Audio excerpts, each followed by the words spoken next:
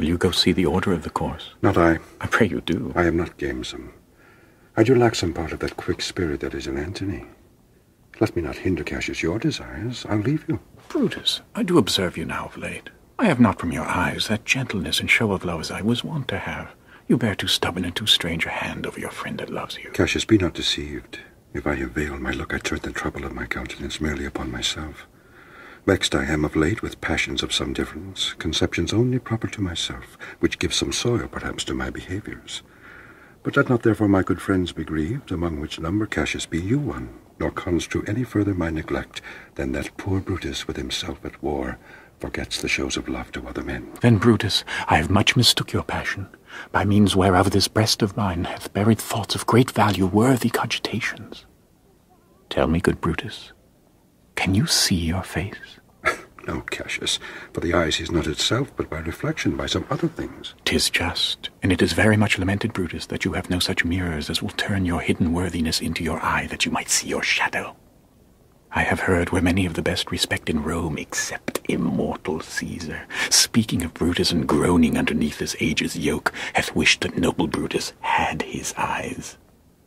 Into what dangers would you lead me, Cassius, that you would have me seek into myself for that which is not in me? Therefore, good Brutus, be prepared to hear. And since you know you cannot see yourself so well as by reflection, I, your glass, will modestly discover to yourself that of yourself which yet you know not of. And be not jealous on me, gentle Brutus.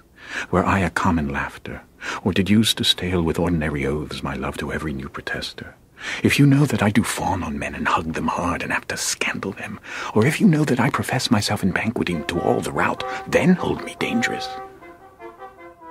Portia, what mean you? Wherefore rise you now? 'Tis not for your health thus to commit your weak condition to the raw cold morning. Nor for yours neither. You have ungently, Brutus, stole from my bed. And yesternight at supper you suddenly arose and walked about musing and sighing, with your arms across. When I asked you what the matter was, you stared upon me with ungentle looks. I urged you further, and you scratched your head and too impatiently stamped with your foot. Yet I insisted, yet you answered not, but with an angry wafture of your hand gave sign for me to leave you. So I did, fearing to strengthen that impatience which seemed too much enkindled, and withal hoping it was but an effect of humour, which sometime hath his hour with every man. It will not let you eat, nor talk, nor sleep. And could it work so much upon your shape as it hath much prevailed on your condition?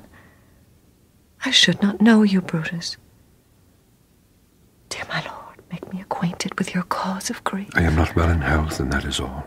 Brutus is wise, and were he not in health, he would embrace the means to come by it. Why, so I do. Good Portia, go to bed. Is Brutus sick? And is it physical to walk unbraced and suck up the humours of the dank morning? What is Brutus sick? And will he steal out of his wholesome bed to dare the vile contagion of the night, and tempt the roomy and unpurged air to add unto his sickness? No, my Brutus, you have some sick offence within your mind, which by the right and virtue of my place I ought to know of.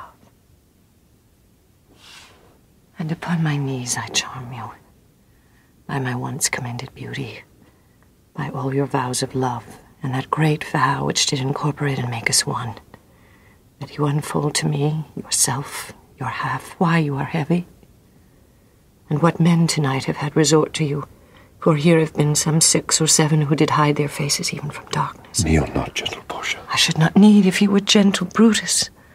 Within the bond of marriage, tell me, Brutus, is it accepted I should know no secrets that appertain to you? Am I yourself but as it were in sort or limitation? To keep with you at meals, comfort your bed, and talk to you sometimes? Dwell I but in the suburbs of your good pleasure? If it be no more, Portia is Brutus' harlot, not his wife. There is tears for his love, joy for his fortune, honour for his valour, and death for his ambition. Who is here so base that would be a bondman? If any speak, for him have I offended. Who is here so rude that would not be a Roman? If any speak, for him have I offended. Who is here so vile that would not love his country? If any speak, for him have I offended. I pause for a reply. None, None. None. None. None. None.